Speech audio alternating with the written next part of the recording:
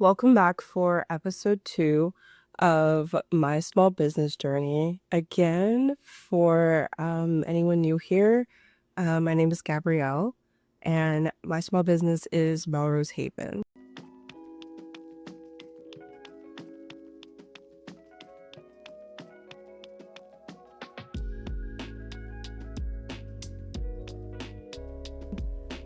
I haven't posted a video in a month now, which is fine. I'm still kind of getting the hang of it. So far, I have 2 subscribers, and to both of you, thank you so much for stopping by and also engaging with me. One of my comments asked me the question of where I got the idea for my business from, and I briefly talked about it in the first video, but again, it is based off of the matriarchs of my family, namely my aunt and my grandmother, and also my own mother from when I was living in Jamaica as a child. For any of you who grew up with matriarchs, especially in the early 2000s and like late 90s, they would wear these cotton dresses that in Jamaica we call them house frocks, but in the US they call them house dresses. They were made from this cotton material. They're usually patterned, but they're always made from cotton. They're super breezy and very well patterned, meaning like different florals or ginghams or just like polka dots. Sometimes they were just plain muslin, white muslin dresses. As a woman now, I'm finding myself sort of doing the same things that they were doing, as far as just like housework or cooking and hosting, most importantly. I sort of wanted a more updated version of that, something a little bit more functional and also flattering for different figures, hence the incorporation of aprons into it. I also just love making dresses. I've always loved sewing. I've been sewing since I was a little girl. My paternal grandmother taught me how to sew, and it started off with sewing clothes for dolls. And then from there, I just kept going and honing in my crafts.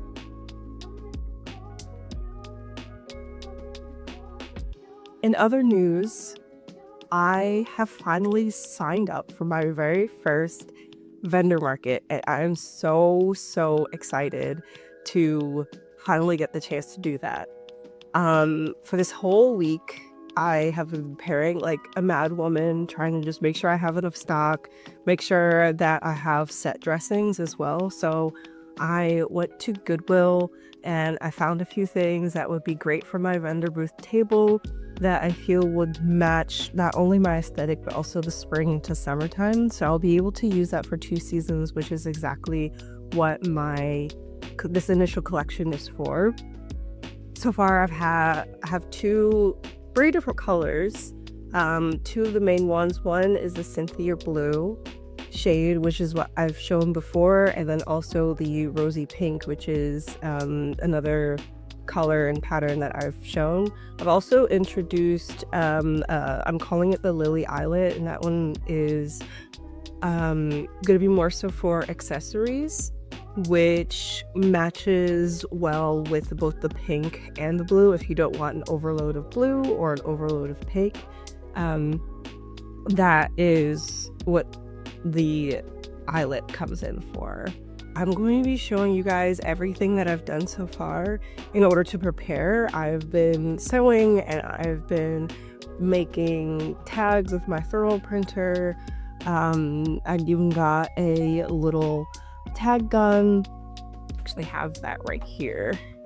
This little tag gun to make sure I can put the labels that I have.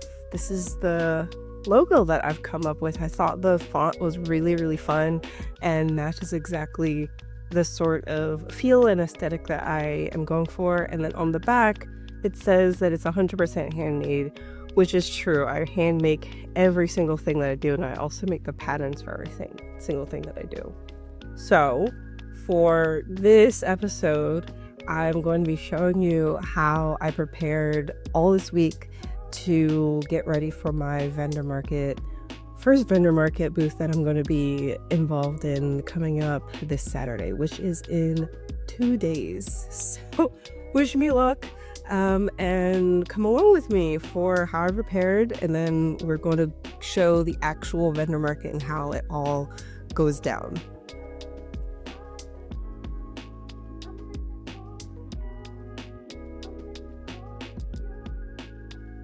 So the very first thing that I did in order to prepare myself for the vendor market was go to Goodwill and get a few small knickknacks for set dressings. I got a sign holder, a tray, and 2 jars to be able to hold whatever it is that I think will need to be on hand and easy for me or customers to grab. I think it came out pretty good. So something that I did decide to add to this first vendor market, instead of only just having the scrunchies and headbands, I also decided to do half head bandanas. The reason why I'm doing half bandanas is because along with these house dresses, the women wore different turbans or headbands to keep their hair back. They usually just wore bandanas, and they would sort of like tie them up in the front with the knot in the front. But to have something that is a little bit more wearable, not only in the home, but also if you want to just wear it for every day, I made these half bandanas with some nice cotton lacing around the side. And then they're also top stitch for not only decoration, but for extra durability. You want to be able to wear them and wash them, and them to kind of be in your back pocket for whenever you want to keep your hair up, or if it's breezy, to keep your hair all in one place and laid down nice and flat. They are made of the same material that the aprons are, not only for consistency, but also just to match. Again, these are things to be prepared for hosting whenever you say someone comes by, based on reflecting on my memories. The reason why these house dresses were worn instead of just like tights and a random old t-shirt from the bottom of your drawer is because they wanted to be prepared for if family members or somebody just stopped by, and you wanted to be presentable enough for when that person did stop by. So they would be wearing these dresses. So the aprons are interchangeable with that same sort of thing. So if someone does stop by and you are just wearing tights and a random shirt from the bottom of your drawer, you still have something on over it that is aesthetically pleasing and will be clean enough and understandable enough to where someone's like, oh, you were in the middle of something, and you were, working around the house, and now I'm suddenly popping up on you. So it's fine. But that's why I decided to add them, and I think they're really cute. I've actually worn this white one here. I made a mock-up for myself of this white one, just for myself initially, because I had miscut some of the material, and I was like, I don't want to just waste this. I want to put it towards something else. So I made one for myself and actually wore it around. I was kind of wearing it all this week, and I love it. It's a nice little in between, besides having my hair just up in a ponytail or having a full bandana on. And they're neutral enough to where, again, if you just want something cute, you can have something cute on with them. So as you may have seen, I already had tags on the bandanas that I was talking about. The way that I made those was by putting my logo onto some 2-inch circular thermal labels and running those through my printer. From there, I added them onto these tags that I had gotten from Amazon. On one side it says 100% handmade with some washing instructions, and then on the back it's blank. So from there, I just put all of those stickers I had just printed with Melrose Haven and my logo, the little flower, and I just stuck those onto the back, leaving room for me to handwrite in the price later on. I did that for about 50 of them, just to make sure that I had enough for now and at whatever point in the future. Then I gathered all of them back up to make sure that they're on correctly, making sure that they're nice and centered. And I went ahead and wrote in the contents and the materials of everything that I used, and also the washing instructions. I did that for only the amount of product that I had already made because I didn't want any mix-up with contents.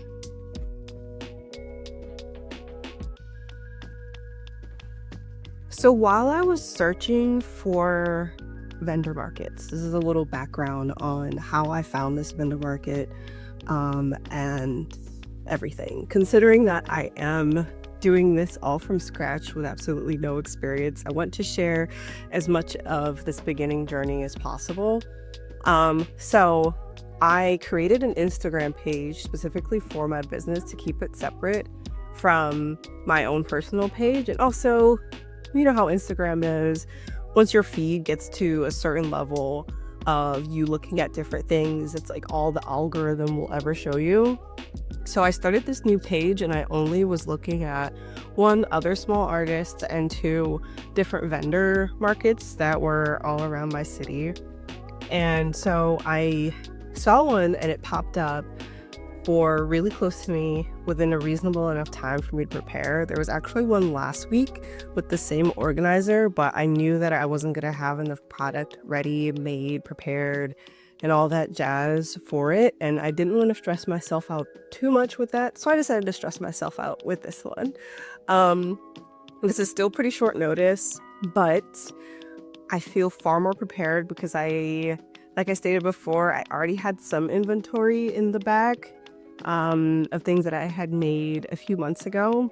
And considering that not only the weather will be beautiful, but also it's the perfect time. It's going to be right before Easter and going into the real full swing of the warm months of summer and spring, and also really close to Mother's Day. But the way that I found this one was just by looking through different vendor markets in my area, finding ones that had a smaller to moderate following as well. There are some large ones that are a little bit further out or that did come to town, but the vendor booth cost is between $300 to $450. And to just be starting out, I think that's a little bit too much of a big risk for me to take in doing those ones. And also, if they are charging that much, my imagination tells me that those are really, really large. And all things going well and dandy, I wouldn't have enough product to sell for the entire time. And maybe that's a good thing. Maybe that's wishful thinking. Who knows? But I decided to go with a smaller one, much closer to me, and one that was a little bit more affordable. This one was about $60 to be involved in, and that one was the tier where they give you a table. I don't have a table yet. I could get one. I could get one from my sister, who I have been working really closely with to inspire me to make sure I get all of this up and off of the ground. But I decided to just do that one, the $60 one that comes with the table, to just ensure that I had everything.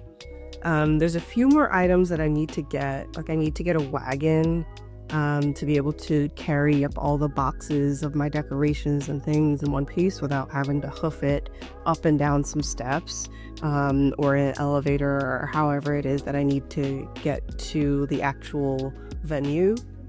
But those things should be here relatively soon, or I live close enough to these supply stores where I can get these items without a problem.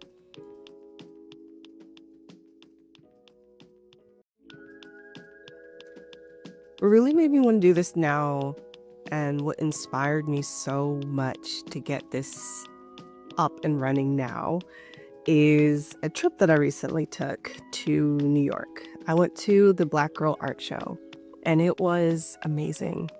I saw so many different types of vendors and artists, and I got the chance to speak with other women around my age, and I asked them their stories.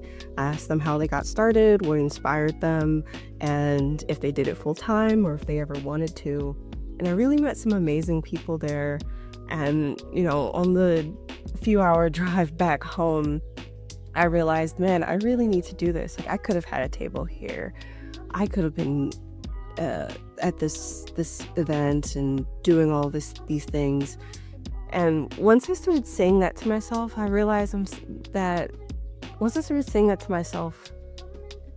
just had to realize, why am I not doing that? Why haven't I already done that? Where are my weekends going to?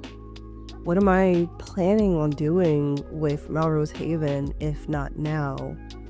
And times are a little bit weird, but I think this is probably the best time to actually take this sort of risk.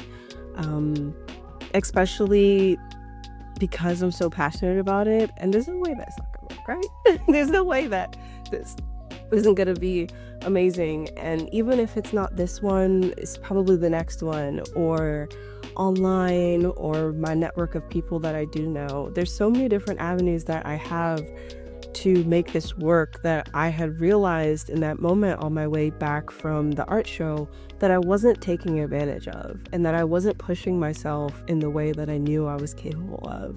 I was so focused on working for someone else and continuing this path that I was always told that I needed to take, and not really realizing that I don't always have to listen to the straight and narrow path.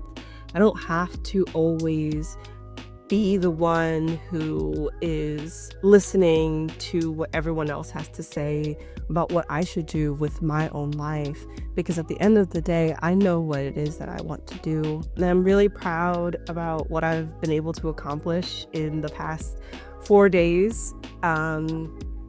And I'm just excited to get this going. I know that I said that already, but it's true. I have figured out how to make tags and what kind of things that I need to put on the clothing items, because there's laws that you have to put in the fabric contents and the washing instruction. And that's why I got these tags, is because they had that on there, and I can easily just do this myself. I don't need to be so reliant on waiting on someone to put me on game or to connect me with someone. It's like, why not start those connections myself? Why not do those things myself? So that's how we got here. That's how we got to signing up for some random vendor market, and it's exciting. I've reached out to people that I know, and I'm like, hey, this is where I'm going to be. This is what I'm going to be doing. And they're all really excited. It's so surprising. It's so surprising how much people will turn table and begin to encourage you when you start taking the action.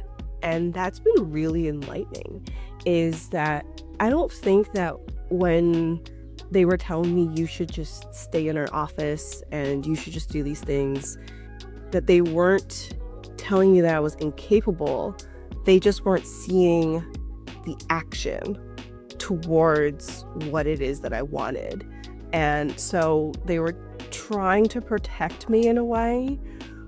Certain people were. But for the most part, they were trying to protect me because they were seeing that I was taking more action into staying complacent rather than taking a risk. Now, that doesn't deny the fact that some people would tell me essentially that I was going to end up starving.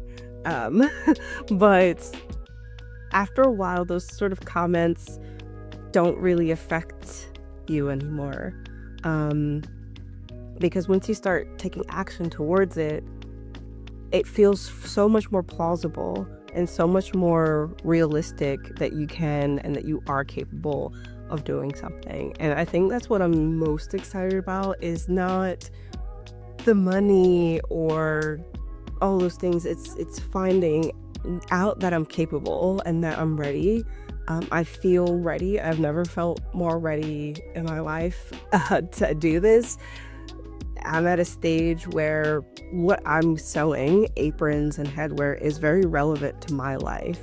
I do find myself in situations where I am doing things around the house, and then suddenly someone will show up, like a family member or a friend will show up, and I feel like I'm not in a space or clothing where I'm like presentable enough. So I feel like I need to like hurry up and put something on. But to have something that's like flowy and nice and very presentable, but also understandable why it has a few stands on there. It's like, oh, you're wearing an apron. Like you are in your house clothes. You are in a mental space where you are doing something around the house where you might get a little messy.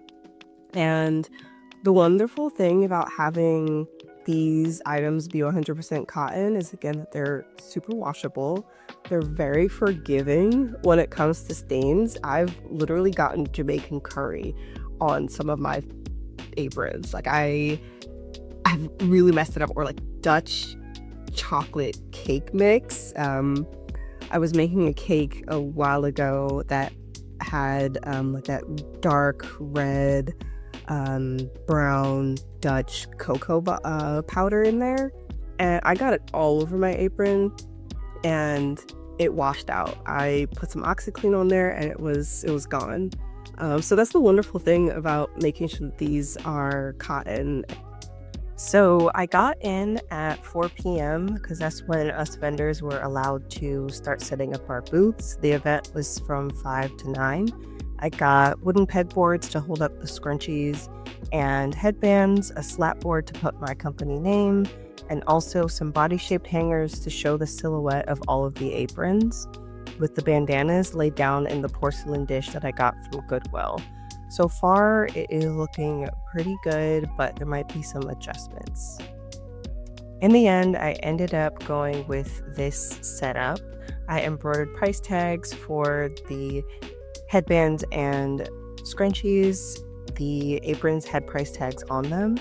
And overall, this is what I ended up with in the final event setup.